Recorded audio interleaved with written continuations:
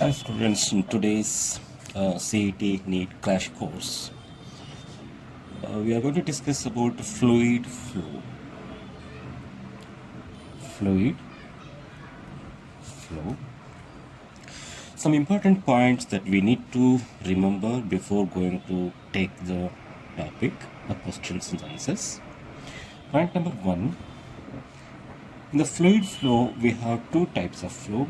It is stream line flow and turbulent flow.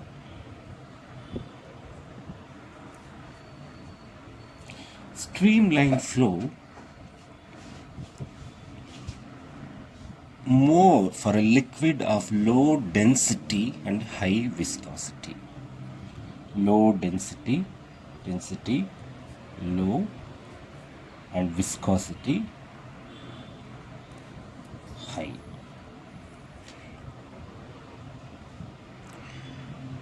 Path taken by a fluid particle under streamline flow is steady. There is no crisscross of two streamlines. Velocity increases at narrower portions. Kinetic energy and momentum of all particles arriving at the given point are same. These points you have to remember about the streamline flow. Each particle follows the preceding particle's path and velocity. So in streamline flow, there is no crisscrossing of the streamlines. There is no crisscross, no. There is no crisscross of streamlines. A turbulent flow is a flow in which all possible velocities the particles have. Point 2 is critical velocity. Critical velocity is given by the expression we see is equal to r eta divided by rho into d, where r is Reynolds number.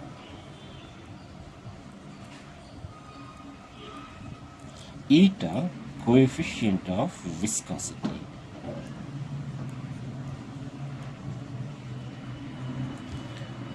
Diameter of the tube.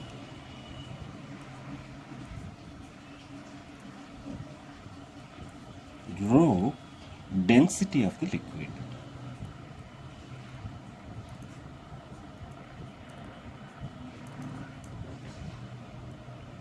Here, what is Reynolds number?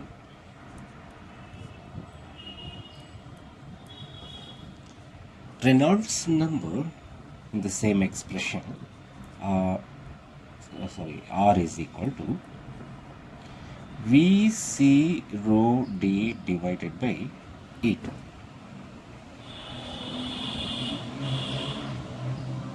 Below 1000 Reynolds number, streamline flow, 1000 to 2000 the transient flow, and 2000 and above turbulent flow.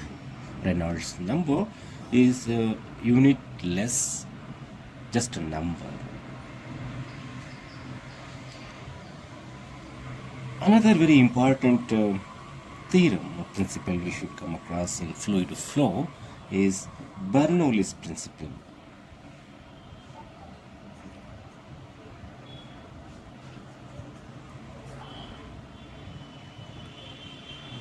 This Bernoulli's principle is based on conservation of energy. Bernoulli's principle is based on conservation of energy. What Bernoulli's principle states? For Bernoulli's principle, based on Bernoulli's principle, for a fluid or liquid flowing in streamlined flow through a tube of non-uniform cross-sectional area,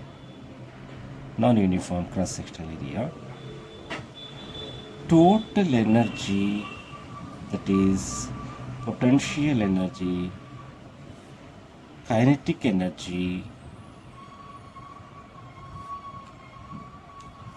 and pressure energy. Some of these energy remains constant at any given cross-section area.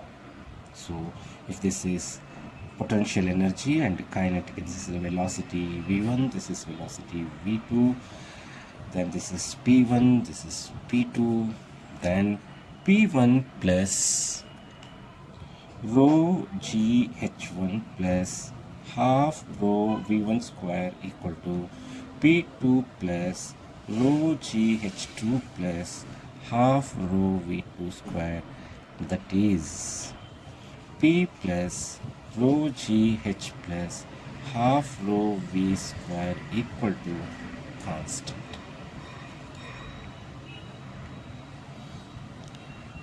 Another form of this Bernoulli's principle you can divide throughout by rho g and p by rho into g plus h plus rho into g. So v square by 2g is equal to constant.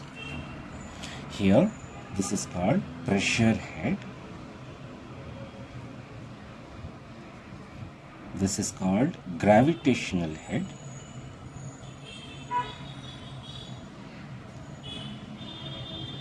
And this is called velocity head.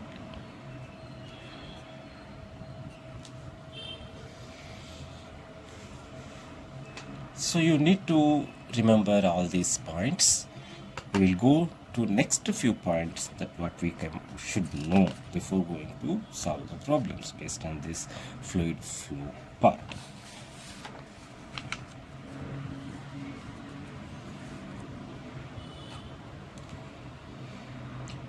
So in the based on Bernoulli's principle, if the tube of non-uniform cross-sectional area is of this shape, where here cross-sectional area is less, here cross-sectional area is more, pressure is inversely proportional to area,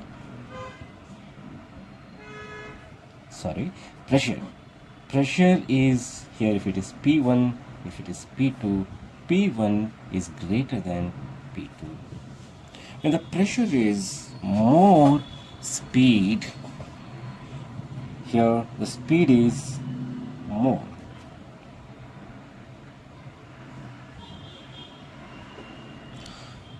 Another point, the applications of this Bernoulli's principle is very important. Venturi meter, and also one is Venturi meter is one example, one of the applications of Bernoulli's principle.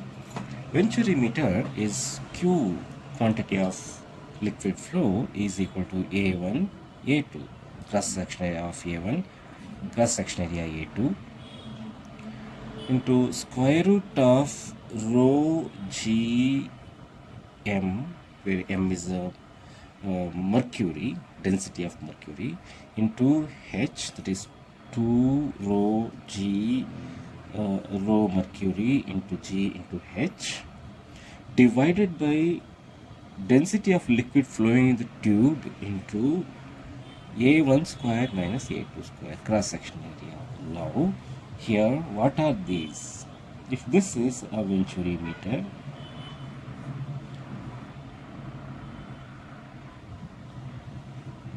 here is one tube fixed, it's a U-shaped tube filled with Hg,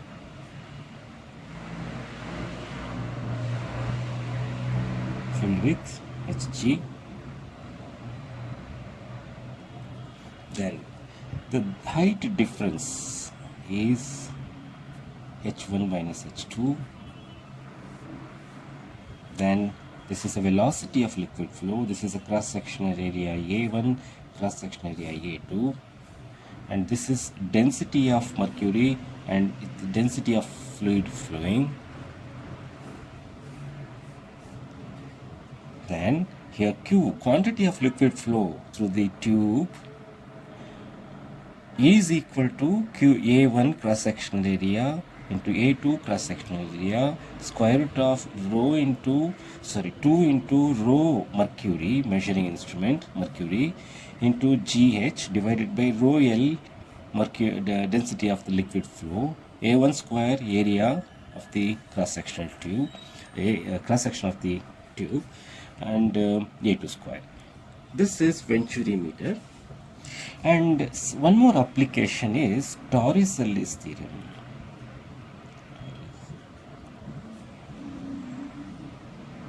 Torricelli's theorem is V is equal to square root of 2GH. That is, if this is a large tank and this is a small orifice, then if this is filled with liquid, this is called efflux, the stream of liquid emerging. If this is h height, then speed of efflux is equal to square root of 2gh. You may use this in many problems in future, you have to remember. And one more application of this Bernoulli's principle is lift of an aircraft wing, and one more application. There are many applications what we are going to discuss in the syllabus. And atomizer,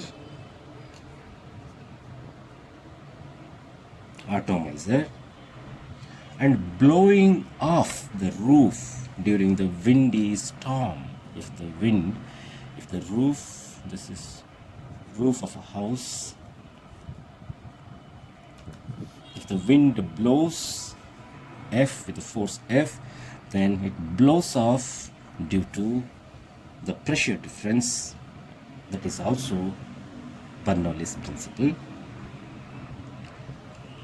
And one more point that you have to come across here is you have to remember is Poisson's law.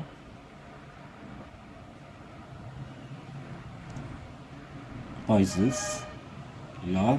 Here, quantity of liquid flow per second or volume of liquid flow per second is equal to pi p r to the power of 4 divided by 8 eta L, where P is a pressure difference, R is the radius of the tube,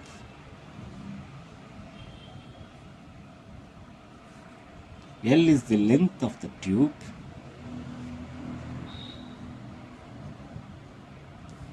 eta is, as you know, coefficient of viscosity,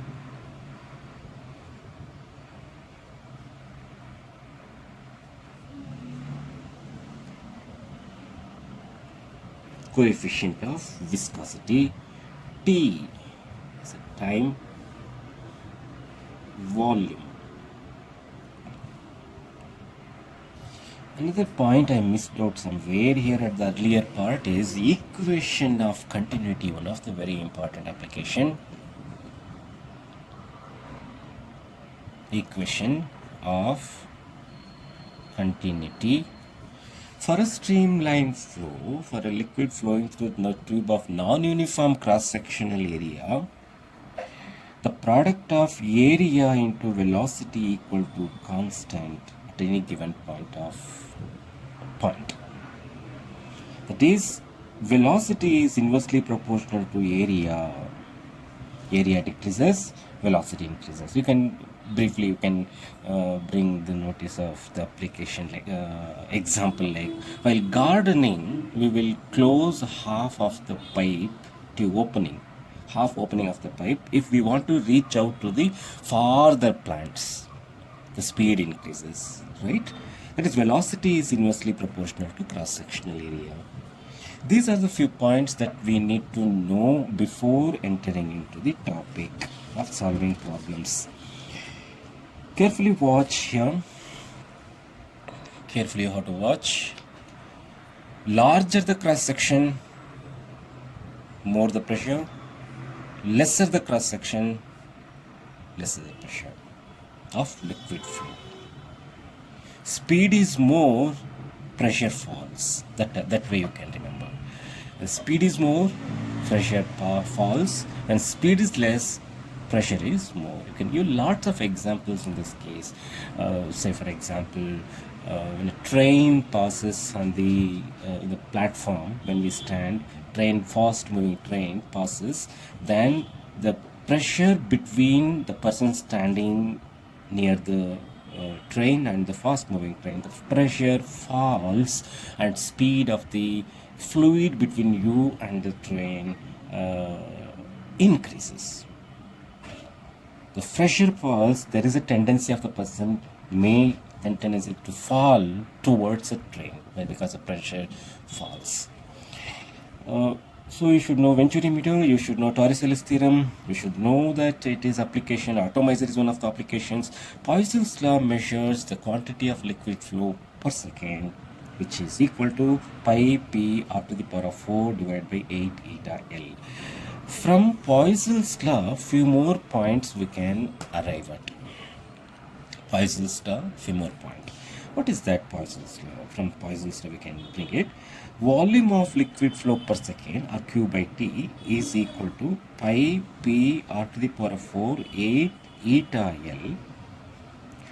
V by T is equal to P divided by 8 eta L divided by r to the pi into r to the power of 4.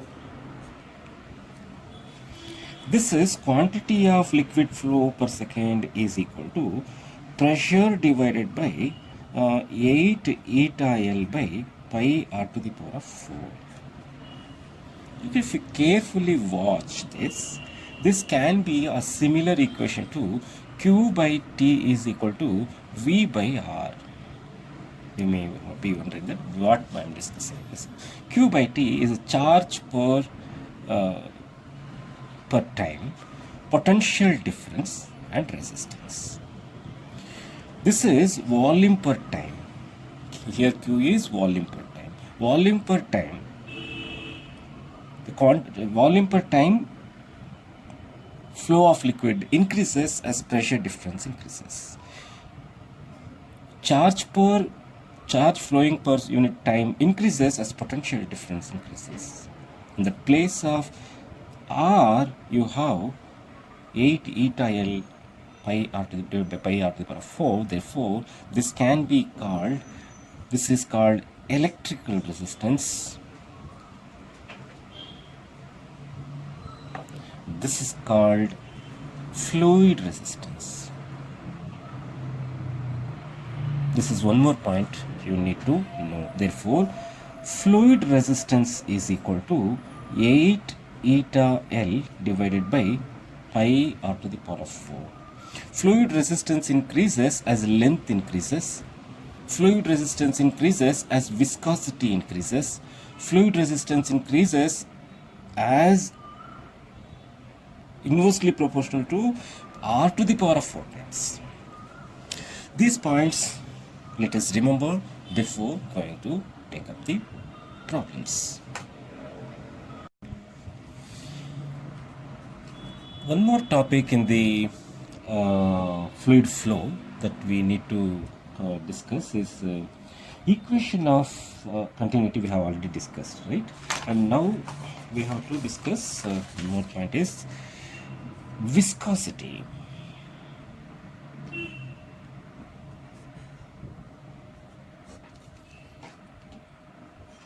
Viscosity is a property of the fluid, flowing fluid, by virtue of which there exists a force, backward dragging force between the layers, fluid layers, flowing fluid layers in contact. So, viscous force is a force which depends or acts on the uh, acts between the layers, the fluid layers, between the fluid layers in contact and flowing. That is what understanding. If eta is a coefficient of viscosity,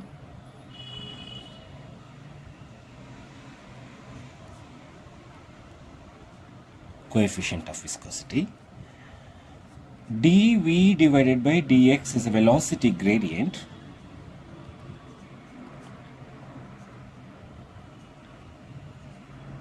then viscous force is equal to minus eta A dV divided by dx, where A is the area of contact.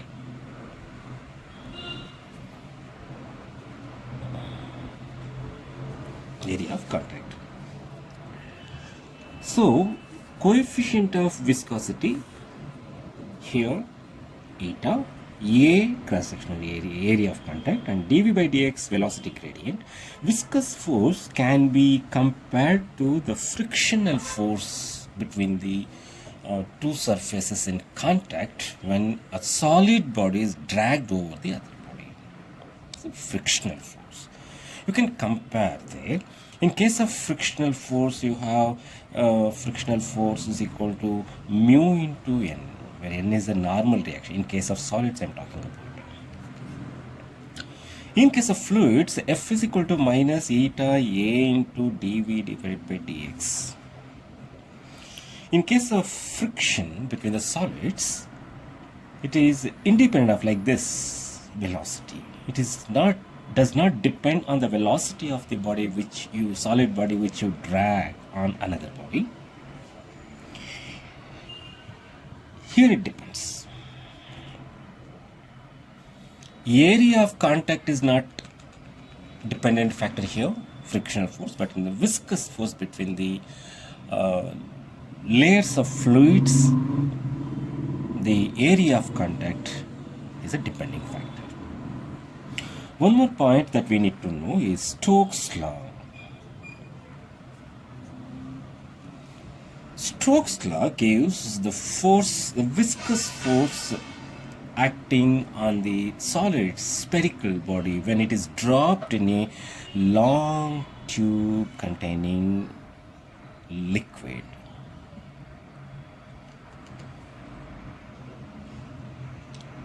The viscous force is F is equal to 6 pi eta RV, where R is the radius of the solid body.